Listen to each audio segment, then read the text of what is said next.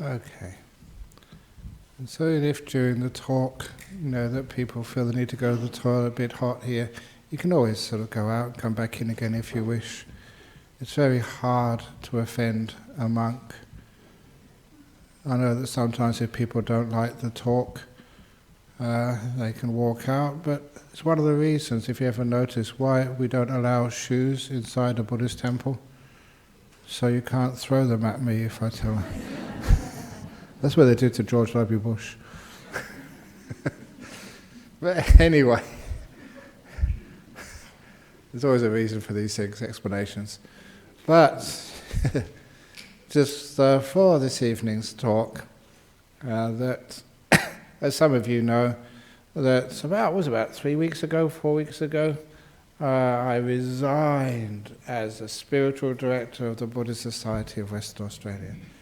Last week, I don't know how you managed to do this, but now I'm back again. And sometimes I think, oh my goodness, how can you retire as a monk? And the only way you can retire, obviously, is in a box.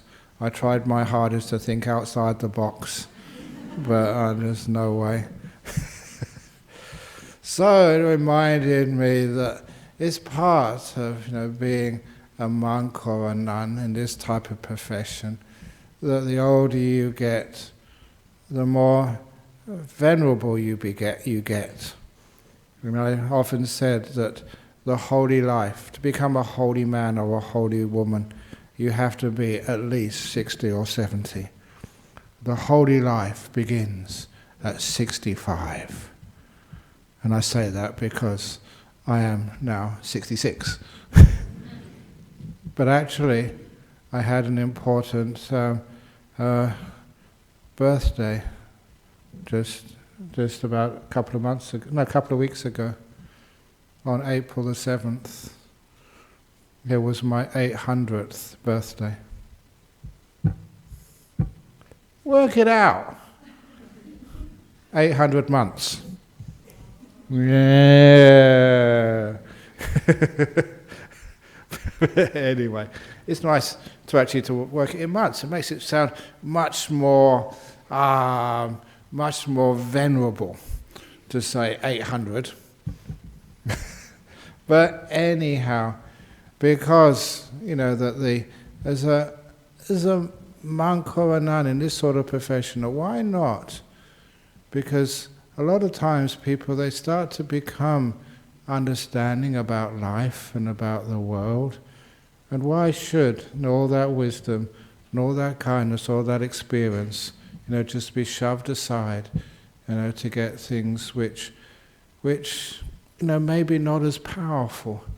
I know that sometimes people can be philosophers and they can be professors and they can know so much about Buddhism, the Dhamma, Pali, Abhidhamma and all these other things, but even as a monk who's been there and taught Pali and translated stuff, sometimes there's something which is more important, and that is just how these great teachings have actually played out in real life. In the real life of just getting tired, being overworked, and to understand what that feels like, so that you can take time off. So it's important for me at this time to understand that you've got to pace yourself, and as you get older, you have to do less. And that's actually just living your talk. It is actually just being, as Dennis kept on saying, authentic. Where's he gone? Dennis said, oh, he's in the back over there. You're too humble, Dennis. So, of being authentic. In other words, as you teach others, so you should practice yourself. So today I'm going to be talking about the holy life. Why we call it the holy life and a holy person? What does that mean? So the first story about holes was a story of something which I read it was the The Cancer Wellness Association, a long time ago, they're over in Cottesloe, still very privileged to go and help them out whenever I can. They come monastery whenever we can, because cancer is one of these things which happen to many of us from time to time. We have to understand how to deal with these things. And so a lot of times it is lifestyle. And one of the things there was this little story about life. What life is like is that you're walking down a street and you're busy thinking of something else. These days you might say you're texting on your mobile phone and you fall into a hole. And you injure yourself. And what do? You blame the council or the government. They shouldn't put holes here. They should do something about this. They should put a sign up. You always blame somebody else. That's the first lesson, that blaming somebody else does not solve the problem. So what do you do next? So having written all your letters to the council or to the government or to somebody else, then you're walking down the road and you're looking at your mobile phone and you fall in the hole again. It's amazing just how even people do it again, even though they blame this person, they blame that person, and you realize, you should be blaming yourself if anybody. You knew the hole was there, so make sure you don't do it again. And then, the next time you're walking down the road, looking at your mobile phone, you fall in the same hole a third time. Blaming others or blaming yourself doesn't really work. We want to learn the causes. Why did you fall in the hole? And you realize, because you weren't being aware. You were just not paying attention. And of course you're going to fall in a hole if you're just spending all your time, just on your mobile phone tweeting. That's the problem with you-know-who in the White House. Keeps falling in holes, spending too much time tweeting instead of looking where he's going. So what do you do next? Okay, you learn to actually to be mindful, put down your mobile phone, you walk down that street, and you fall in the hole again. Because mindfulness is not enough. You've got to act on what your senses tell you. You see a hole there. I'm mindful. I'm seeing it. Now I'm inside of it. Hurt myself again. So the next time you go down, this is fifth time, you're walking down the street, you've got no mobile phone, you're being perfectly mindful. This time you are concentrating. I'm walking down, I will not fall in that hole, I will not fall in that hole, I will not fall in that hole, and you fall in the hole again. And the reason is because, have you ever noticed when you're so afraid of something happening, it happens again? When you try so hard? I said this a couple of weeks ago. A couple of weeks ago, I was on the 15th, 16th. They had the celebration for the Buddha's birthday over at Elizabeth Quay with the Maylands group. It's amazing just how many times the Buddha gets born in 1 year. We have one later on, the Mahayana one a little bit earlier, and the Sri Lankan Bangladeshi one just on Sunday. So anyway, any excuse for a celebration, why not? So anyway, I was over there, and I was sitting next to the dean from St George's Cathedral. The old dean was a really good friend, and so was a new one. And it started off with a dragon dance. When they had a dragon dance, it's a Taiwanese Buddhist group. When they had the dragon dance, I turned around to the dean and said, "Well, that you are the head of St George's Cathedral, and you're very good at killing dragons. Come on, do your job." But he didn't, thank goodness. But that one of the things which we did talk about. Now I've lost my thread when I was talking about dragons, Buddha's birthdays. You know, this happened to me at the monastery the other day. There must be this karmic block about St. George and the dragon. Okay, I'll come back to me later on. But anyway, we're talking, oh yes, that's right, about what you're afraid of usually happens. And I was telling him, he said, oh, you know, been to many, many ceremonies. The dragons I don't mind. They have the banging of the cymbals and the drums. You know, that's not quite like that. But there's one thing, I'm not quite sure why, I just got some very deep psychological distaste for bagpipes. And I don't know why.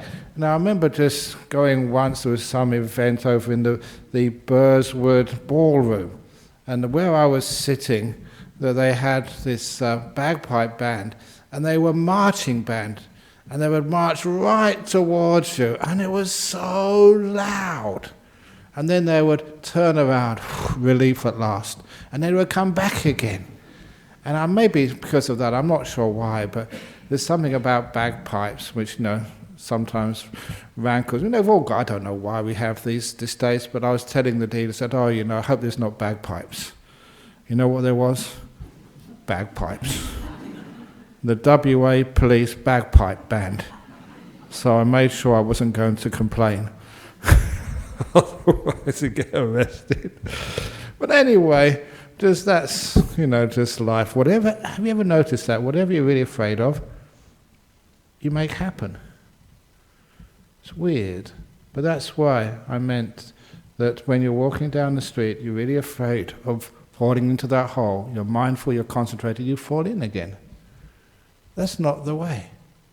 So, the next person, he walks down that street, mindful and kind. Kind to the body, kind to the mind, kind to the bagpipes, kind to the kid who cries, kind to the person who coughs just when you're about to become enlightened, kind. And then you find, because you relaxed, then you don't fall in the hole. This is what you're learning in life. That fear, lack of awareness, or blaming other people, blaming yourself, that just makes you more tense. You don't fall in when you relax. You can see the hole and you can just go right past it. And of course, the final part of that story about the holy life is, you know that streets have holes. So you make sure you go down another street which doesn't have holes. You know that sometimes that people think, oh, if only I get it right next time, there won't be any problems. But the problem is that life does have problems. So we try and get down streets which have less problems. A lifestyle which is not like the rich street, which has lots and lots of holes in it for people who want fame and fortune, but just a nice street which is maybe simple but which is much safer. So you don't keep repeating the same old mistakes again. Have a lifestyle, a street on which you walk down where there aren't so many dangers. It may not be such an exciting life, but a much more peaceful and happy life. So that is the first little story of the holy life. But you know that people always complain about things. That's one of the problems with life. Always complaining about this, complaining about that, complaining about your husband, complaining about your wife, complaining if you don't have a husband, complaining if you don't have a partner, complaining, you know, if you tell too many jokes, complaining if you don't tell too many jokes, complaining, Ajahn Brahm, you should take more rest, and when I do take more rest, complaining I don't come here. And then when we invite the nuns over here, say, where are you, Ajahn Brahm? And so I come back next week, and then where are the nuns, Ajahn Brahm? And then...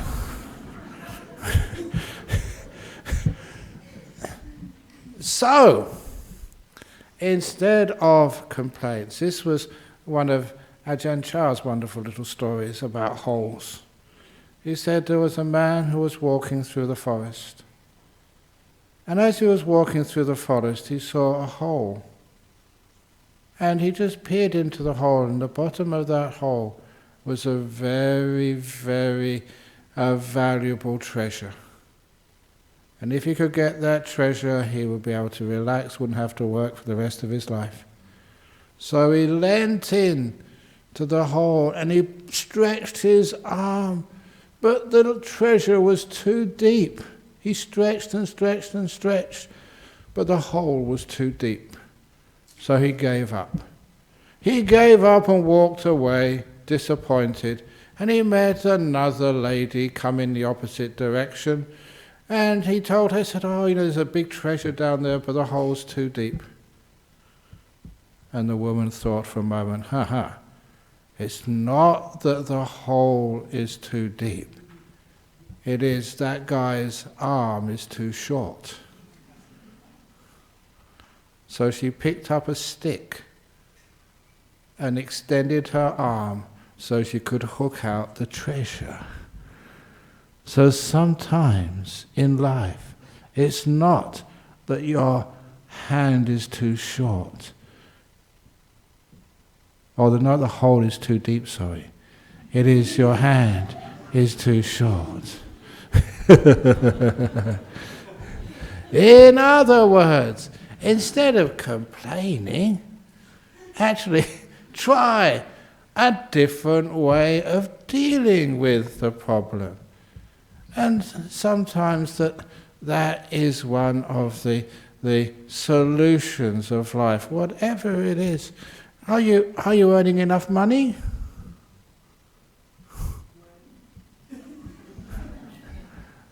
No, it's not that your salary is too short. Your spending is too much. In other words, we can always find other solutions, instead of just some of the obvious ones. We just, again, think a little bit differently. And then we can find is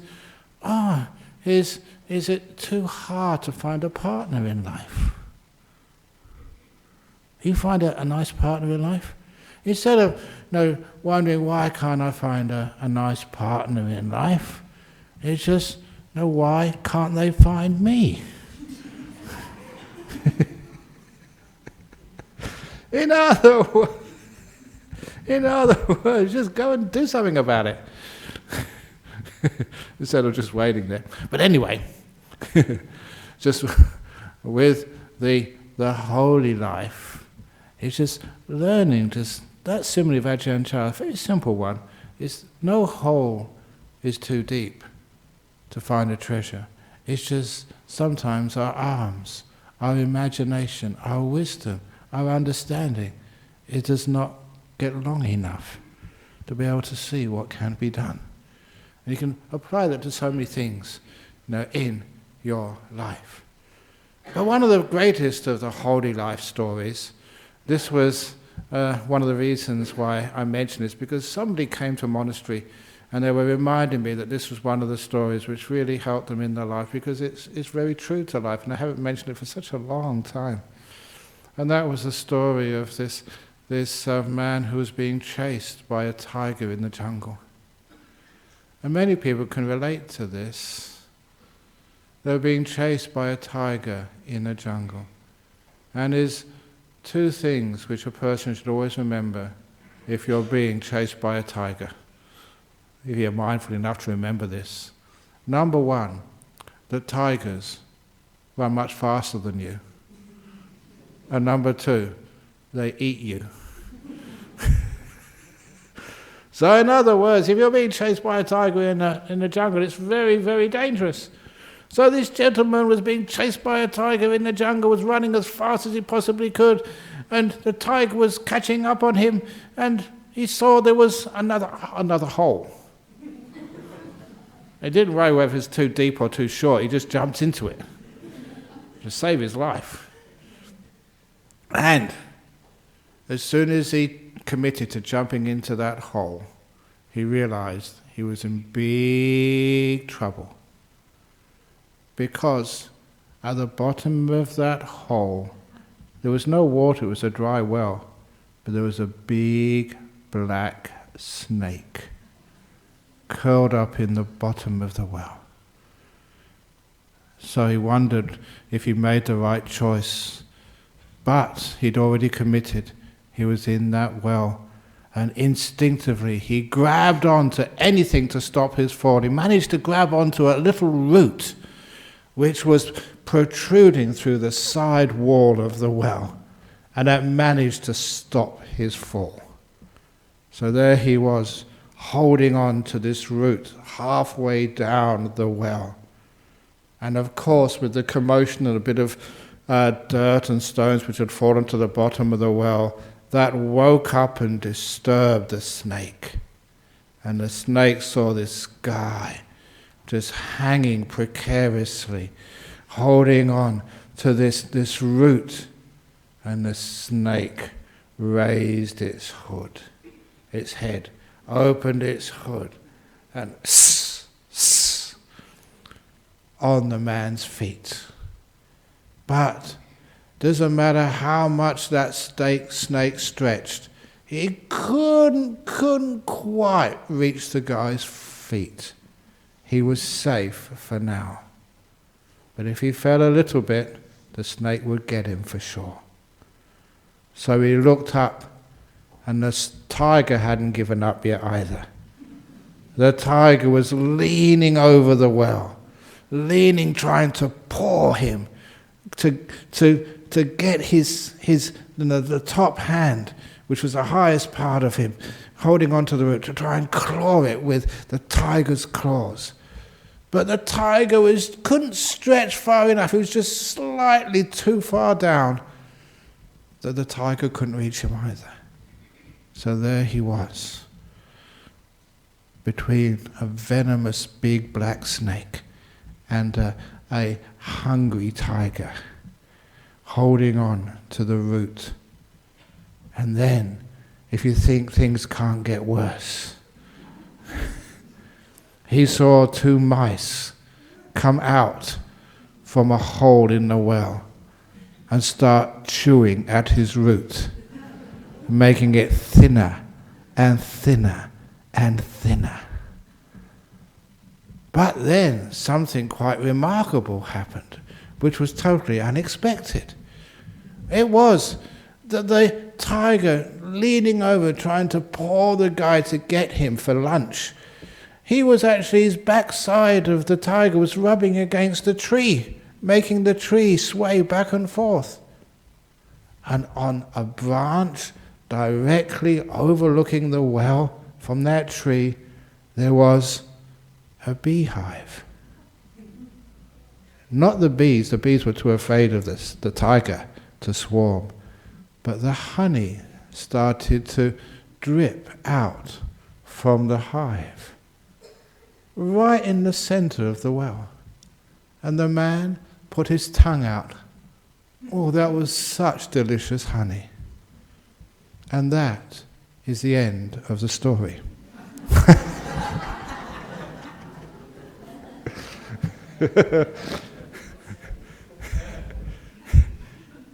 Because that is life. Have you ever felt like that's you in your life? You know, that just below you is a big snake about to bite you, and up just above you is a tiger, and you're just holding on precariously to safety just for the time being. You don't know what's going to happen tomorrow or the next day. And the black and white mice coming out, standing for night and day, chewing at your ever precarious hold on life and happiness and safety. Chewing, making it thinner and thinner and thinner. But you will find in life, there is always some honey drops down. That's delicious. So please, enjoy that honey while it's dripping. But of course, that was the old story, which was true. And That's how I heard it such a long time ago. But of course, life is more unexpected than that. Sometimes you don't know how just life turns out. Sometimes in the most difficult situations of life, some of the great tragedies in life, some of the things you just really are between a snake and a tiger and you can't hold on for much longer. The unexpected happens. So, in my version of the story, yes, in my version of the story, the tiger, you can imagine this, it could happen. The tiger was leaning over, trying to pour this guy while he was enjoying the honey. This is lovely. And the tiger leant over and just leant over a bit too far. Fell into the well. Right on top of the snake. Crushed the snake to death and broke its own neck. That way, the tiger problem and the snake problem were all solved. And the guy at his own leisure could jump outside, could climb out of the well, having enjoyed the wonderful honey. Thank you. So that sometimes that happens in life. Sometimes you think, oh my goodness, how am I going to solve this? This is impossible. Always remember to enjoy the honey which comes in life. Unexpected. Which means that you can have delight, because with that delight, energy, health, good sort of fuel for your brain, and you can see solutions which you never saw before. This is actually a great little simile for life. So if ever you feel that you're between a tiger and a snake, don't forget to enjoy the honey. And who knows what can happen next. So that was the third holy story of the holy life. And the fourth story of the holy life. I made a lot of impression on politicians with this one. But it's not just with politicians, which is anybody who is in a position of authority or is in a position of being well known, the so-called tall poppies of life. How often is it that when a person is prominent and well known, that they get criticized for this and criticized for that? And sometimes you got to know some of the politicians or famous people, and it is a lot of responsibility, just being a leader, being an inspiration, but sometimes it is, a little bit harsh, and sometimes the criticism which you get can be a bit unfounded. You're trying your best. No one's perfect, as I often say. And that story, I even told it a few minutes ago. Nobody's perfect. And do you count as a nobody? Then you're perfect. So anyway, this was a story of the politician who was walking, again tweeting on his iPhone, as he was walking through the forests in the gardens of the White House. And I should stop this. And he fell into another well, another whole story. And as soon as he fell, into that well, he just realized he couldn't get out. There was no signal from down in that bottom of that hole. He was really stuck, and he couldn't climb out. It was just too smooth on the outside. So what could you do if you're stuck in a hole and there's no way out? Not by your own effort, you can't get a mobile signal. So what he did was start shouting, "Hey, hey, help, help, help. And being a politician, that he was very good at shouting. Where other people would have gone hoarse a long time ago, the politician was still in big voice shouting. And sooner or later, a person came by, one of the electors happened to be on a walk, and she looked down there and she said, "Wow, that's a politician down there, a well-known politician." He said, "What are you doing down there?" He said, "I fell in the hole, help me out." And she took one look at him and said, "Well, actually, I prefer you in the bottom of the hole instead of being out." It wasn't very kind. He said, help me out, and I'll rearrange your GST distribution. I'll extend your train lines. I'll be reading the news today. I will. And she said, "No, I don't believe you." "Yes, I will," he promised. And she said, "Nah, I don't like politicians." But he said, "This is a dangerous hole," she said. And he said, "No, you can't leave like holes like this just in the forest. Just anyone can fall in this." And she thought of a solution. It's not a good Buddhist solution at all. It was very cruel and nasty. But she thought, "I will go back and get a spade, and I will fill in that hole with a politician at the bottom." So she got a spade out, and she started shoveling dirt into the hole on top of the politician. And the politician thought, "What are you doing?" He says, "I'm burying you where you deserve." Yeah. So he said, "No, you can't do that. That's cruel. Look, I will lessen the taxes for you. I will put a train line next to your. I will connect fiber to your house to get good internet, whatever you want." But she kept on shoveling. She didn't believe any of those promises. He kept on shoveling, and after 5 minutes, he went quiet. He thought the only way that he could go quiet was that you buried him. So, she carried on shoveling in, but not as fast. Took her time, relax, because he already buried, so just fill the rest of the hole. But she wasn't looking in the bottom of the hole to see what was really happening. Because the politician was smart. And sometimes that's how they get to those. They're not all bad people. I've known many politicians. They're very, work they're as much as they possibly can, to try and do as much as they can. Sometimes we do criticize them over much, but this one was very smart because he was quiet for a change.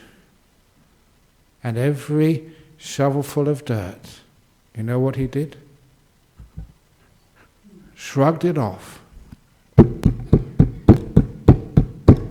stamped it in underneath him, and that way he was a centimetre higher. Another shovelful of earth, shrugged it off, another centimetre higher. So every shovelful of earth, which was supposed to be burying him deeper and deeper in the mud, was just making him closer and closer to the top of the well. And soon he was so close to the top of the well that the woman never realized what she was doing, giving him freedom.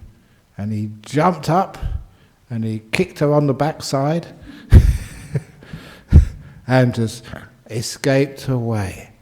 And the moral of that story is that if people criticize you, if they slander you, if they throw dirt all over you, instead of complaining and shouting, how about just shrugging it off, stamping it in, and you find you become higher, more respected, and in fact usually you can escape whatever situation you are in. So, don't complain when people throw dirt all over you. So that sometimes it's a wonderful thing that when people do criticize and complain about you, why do they do that for you anyway? Why are they trying to bully you? A lot of the time it's because they're trying to harm and hurt you. And of course that verbal bullying, the microaggression, just putting people down. Sometimes we all do that from time to time, not realizing what we're doing, thinking that if we can put another person down, it makes us feel better. And sometimes we haven't been in the situation. I was just talking to someone because one of our ex-monks, he's an avid football supporter. He's been telling me all about what's going on with one of his football teams. And it reminded me, when I was a young boy, I used to go and watch the football matches, the soccer matches, and I remember just in the stands there just shouting at the referee and also shouting at the football players and just saying, my old granny, she's 86, she could kick a ball straighter than you hopeless, whatever it was I used to say in those days. But then the next afternoon I'd be playing soccer myself and realise how hard it was. It was so easy to criticize from the grandstands and just say, but actually when you actually get right in there and try and do things, it is much more difficult than you ever think. So sometimes criticizing others is maybe not such a lovely thing to do unless you've tried it for yourself and understand just how difficult it is to meander and find your way through. So the thickets of criticism and trying to do something and trying to find a way forward, in this world. So, but if you do find yourself in a hole and people throwing dirt on you, and sometimes, is it deserved?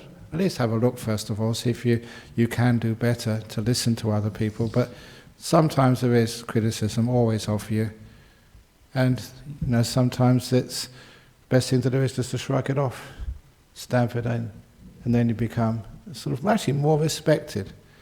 That did happen to me even years ago. There was one person, I was a young monk in a monastery in Thailand. I never realized at the time the person was really angry because he had chronic migraines.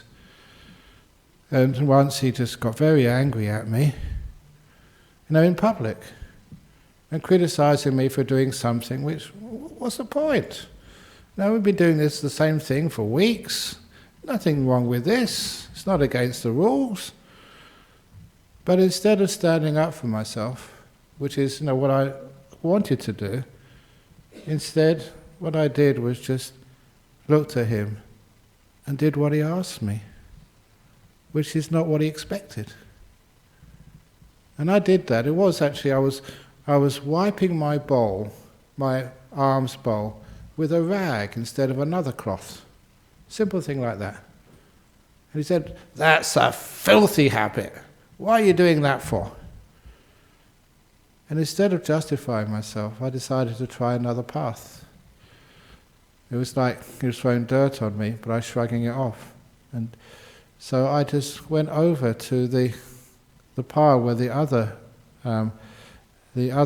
cloths were, and got a different cloth, and started wiping my bowl, my alms bowl, with the cloth which he wanted me to. And everybody who was watching me at the time, because it was unexpected, so they were wondering, where is this going? And because I never argued back, that this monk, who was my senior and was arguing with me, he got red in the face, and he never criticized me again. Waste of time criticizing that monk, because he got embarrassed. It reminded me of the story of the Buddha. Somebody gives you a gift and you don't take it, who does it belong to? So if somebody gives you criticism and you don't accept it, you don't react to it, it bounces right back to the person who tried to give it to you. That's the saying of the Buddha. So if somebody does give you anger or criticism, how about not accepting it? I don't mean by getting angry back, because the gift they're trying to give you is making you uncomfortable, making you upset, disturbing you. And if you don't accept that, then that gift which they gave you is returned to sender.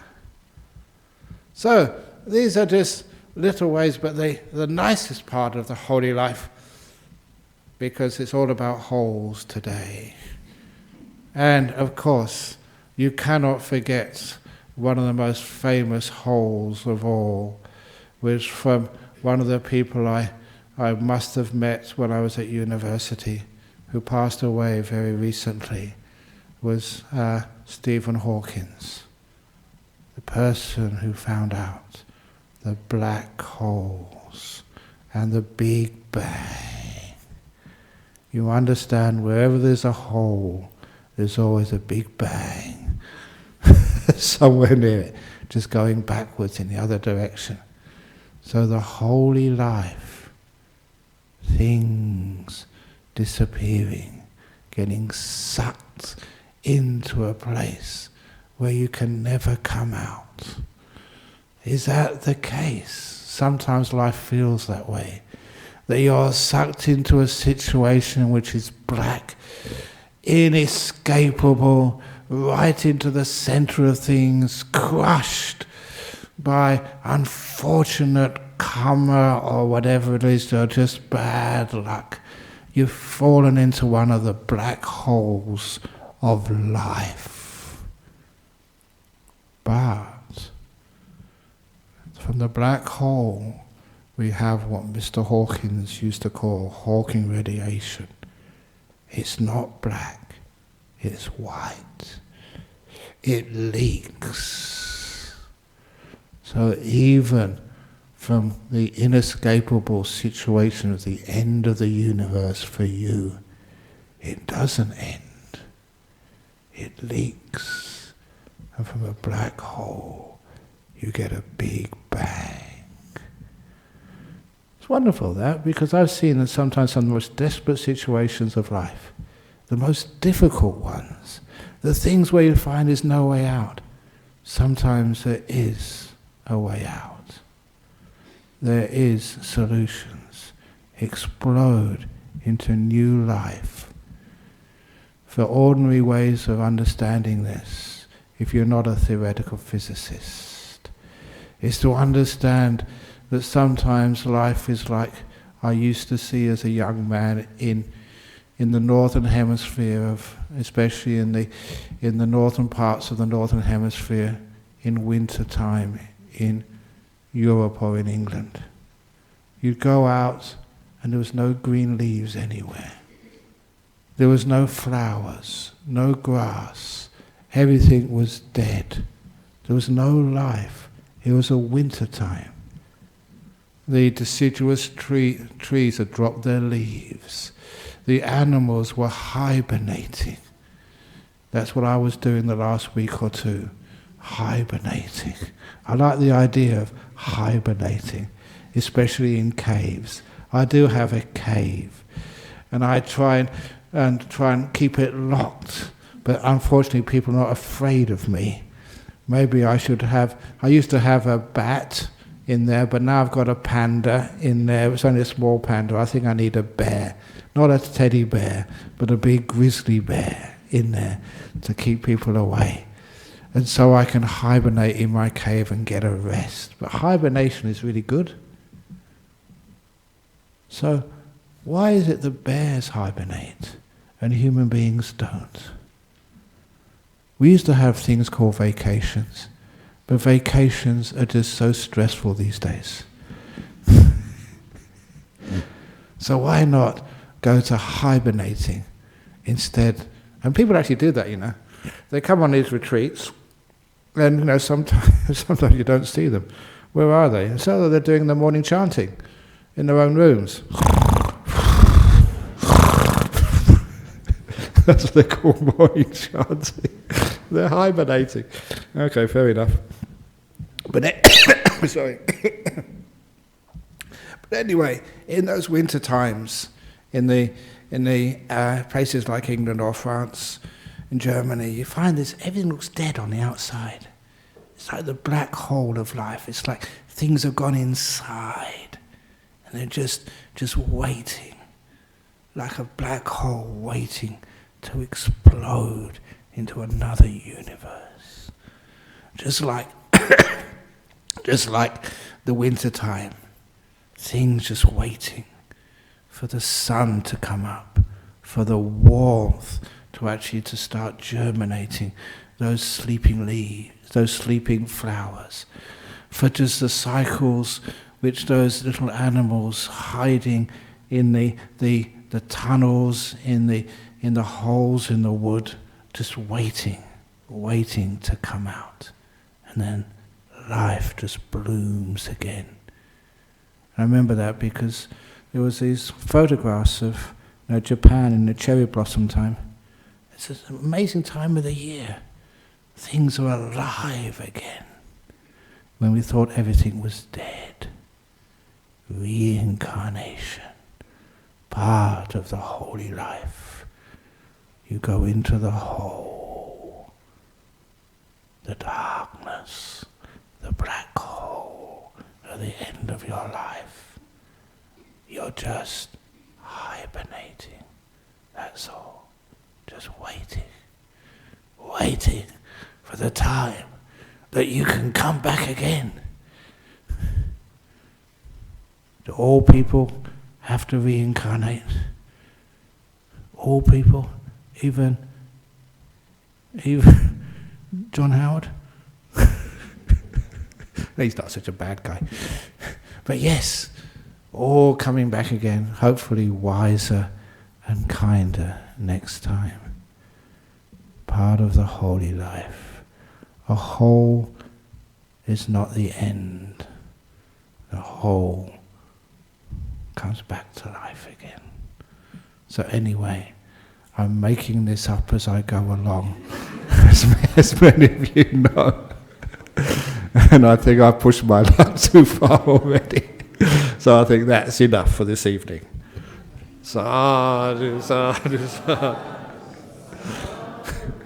Okay, so that's the holy life in holy stories.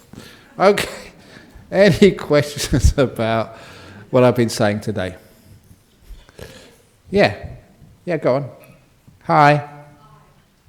Okay, over there. Boom, boom, boom. Thank you for tonight. It's always just so incredibly entertaining and spiritual and wonderful coming. I have a holy story to share. This is a real story. It happened about 2 weeks ago. One of my neighbours who loves his drink, he had got very happy and he went down to catch the train and he tripped and he fell into the train, onto the train lines. And he was paralysed. He broke his neck. Anyway, a train was coming and he was lying there just thinking this is the end, and luckily the train driver saw him and stopped the train. They got someone out and they actually got him off to hospital. They managed, and he came home with a brace, with a broken neck. And the moral of the story is that if you drink too much, you fall in too many holes. And he's decided to give up grog. Very good. So there you go. Okay, excellent. So, that's why they called it like Johnny Walker, because you're walking there and you're not really knowing where you're going. Okay, any questions? Overseas. Okay, here we go. What have we got now? Okay. From Sri Lanka, from Perth, from USA. USA. Oh, good, it's not from the White House. I'm going to be in trouble one day, you know. Ajahn, I heard you once say that our characteristics go from one life to the next.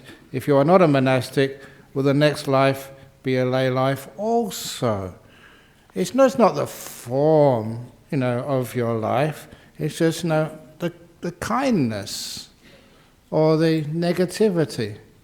It's a simple thing that I remember Actually, for many of you may know that one of the early founders of our Buddhist Society of Western Australia here, Professor Lakshmi Jayasuriya, he passed away, had his funeral last week, and he was one of the founders of this, from a long, long time ago, actually before we even had a centre, and apparently when we had our library in the back of, in the boot of somebody's car, literally.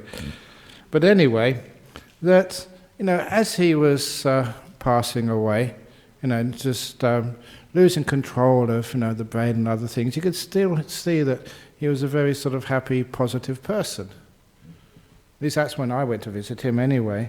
And it reminded me of when I went to the a ward where my mother was enclosed because she had Alzheimer's, dementia. She didn't even know who I was. I thought that of all people she would know who I was, because I was the only one dressed like this going into the dementia ward. But of course she didn't. But she was at peace, she was happy, she was always positive. And there's other people always really negative. Always, as I went to see another person, always at the doorway of the locked ward or whatever, wanted to get out. Because they were very negative. Other people just happy being where they were. Because even though they had a stroke or they had dementia or they were almost in a coma, you can see their positive attitude which they had from their life was still seen, in just their behavior when they were, had a stroke. Like, for example, just, good old Hugh Sykes, who had a stroke. I saw him not so long ago. And when I went to the home he was in, Hugh Sykes, he would, he would always be here on a Friday, looked after the prison visits, and looked after the roster for during the Rains Retreat when the monks and nuns weren't coming here. And when I went to sort of see him there, he was always just so positive, laughing, even though he couldn't sort of speak very much.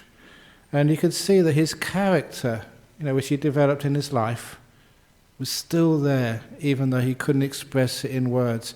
Even though my mother had dementia, she was still a positive, never really complaining. And you can see just even those last parts of your life. Now for Hugh, he's going to have a recovery, I would imagine. I'm not quite sure how much, but still he's very positive. You can actually see that on his face. And even Professor Jayasuriya, Lucky Jayasuriya, was still just reasonably positive towards the last few days of his life.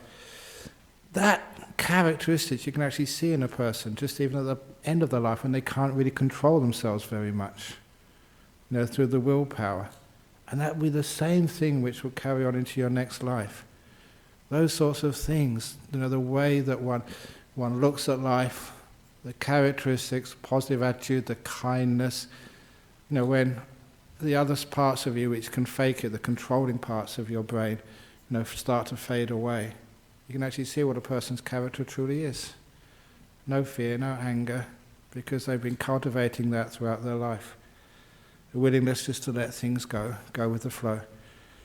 And that's the same as you can see that, with your own eyes, evidence. It's not very nice to see people who you've known for such a long time and they're losing their control, but they can still keep their characteristics there. So when I went to visit my mother, I realized, that's wonderful that she can't sort of remember much, but she was still at peace and happy. One thing, I love telling this story because it was just their ideas of ownership. Because when I went to see my mother in the dementia ward, I was with my brother, and my brother was looking after everything, would get all the stuff for her. And as soon as we went in there, saw my mother, and she said, "That's not her dress, I never bought that for her." And then he did a double take and said, "Oh yeah, of course, this always happens." Because in a dementia ward, you have no sense of ownership. Because, you don't have that memory which says, this is mine, this is somebody else's. So that, she goes into somebody's room, she sees a dress she likes, she just puts it on. And that's what other people do as well. That someone else was wearing my mother's dress. And I thought that was, there's something really cute about that. If you could have, that part of the brain, like ownership, sort of, sometimes zapped, so we could share things instead of always owning things. Wouldn't that be really wonderful? But be careful over here, because I know that sometimes people, when they go out, they say, "Well, that's a nice pair of shoes." Because that's happened here. People have lost their shoes. So please don't do that.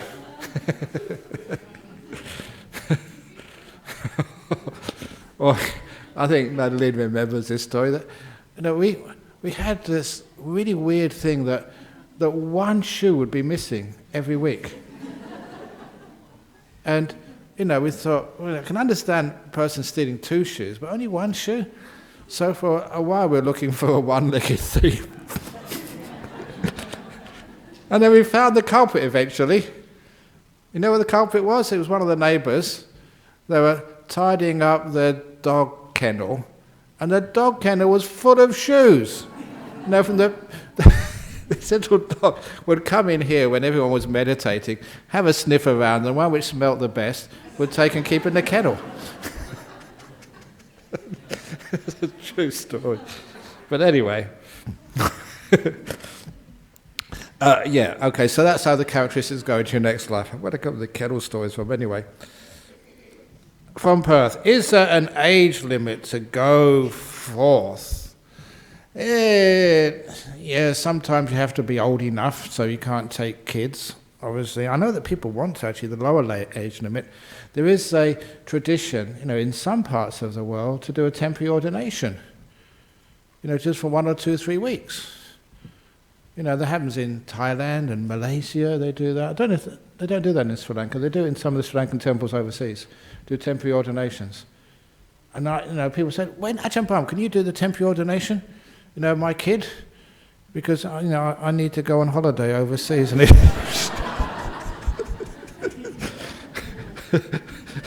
we saw through that. That's good. Imagine that. You've got a naughty kid, or, and just take them to the monastery or the nuns' monastery, they're safe, and maybe they might learn something, and then go off to Sri Lanka and have nothing to worry about. Well, you get free daycare for 3 months. But the older age limit is to actually to go forth properly, so you can stay as a monk, a nun.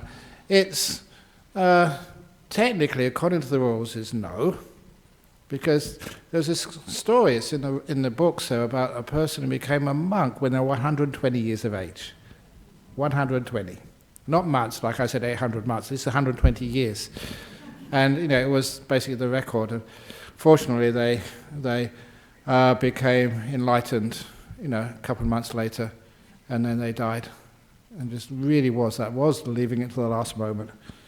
But of course, what happens is the same with, what happened in the monasteries, especially the Catholic nunneries, here in Perth. Remember, we used to go to this convent on Penguin Road in Rockingham for our retreats. It was run by 2 elderly nuns, but of course no one was there to look after them when they got old. So they eventually had to set up. It's apparently now just being developed. That's why it was in front of my mind. But so it's wonderful to have opportunities for elderly people to become monks or nuns, but you have to be looked after. And so in some communities, like in Bodhinyana Monastery, there's lots of hills, and I have to get up that hill every now and again. Sometimes, how long are you going to be able to do that? So sometimes you think that maybe there has to be a limit on how many young monks or young nuns can look after the old ones. So that's the only reason, just practicalities, that's all. But that sometimes that one thing which you always remember is, gratitude. So people have really served and helped out a lot. Sometimes, it may be hard to look after you, but you've been there looking after us for such a long time. We'll find some way, somehow. Anyway, and lastly, when is it time to contemplate improving our lifestyles? It seems I should always be mindful, living in the present moment. Am I not supposed to think about the future? The reason why we say to stay in the present moment and be aware is also be kind as well. But I can't always stay in the present moment. I've got a plan to finish this talk up quickly, because it's already gone past 9 o'clock and I get into big trouble again. So it's also just, the reason we say to live in the present moment is because people spend too much time. over in the past and the future, and worrying about things which never happen. We waste so much of our life. So because of that, we're trying to balance us into the present moment. And the story which illustrates that was a story from the Sufi tradition, Nasruddin, that this was supposed to be in 13th century Iran, apparently. And he was in the salt business. He would carry salt from one village or town to another. And so he would carry it on donkeys, and 2 big bags of salt on either side of the donkey. And his son was helping him, in the trade. And so whenever they would cross a narrow bridge, and if the donkey, because very heavy weights of bags, if it was looked like it was leaning to the left, it had to be pushed to the right, to be balanced. But because his son was a teenager, if he wanted the donkey to be pushed to the left, he'd tell his teenager, push it to the right. Because this is, as the story, as it was told, this was because the teenagers in Islamic Iran, 13th century, would always do the opposite of what their father said.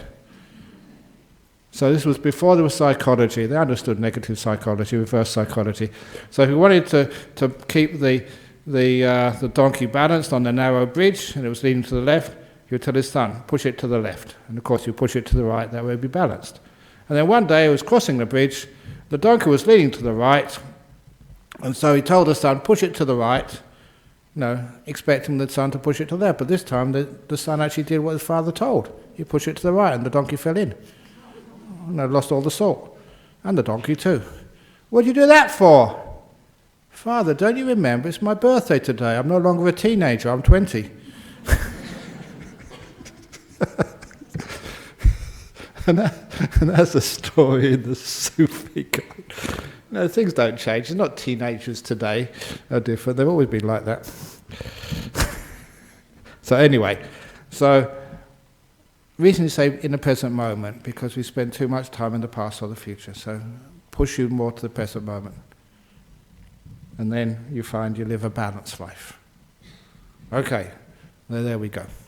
So thank you for listening today, and thank you for coming here and not throwing your shoes, leaving them outside, and hopefully they're there. And that dog was a long time ago, so it's not there anymore. So have a wonderful evening, and now I will pay our respects to the Buddha, the Dhamma, the Sangha.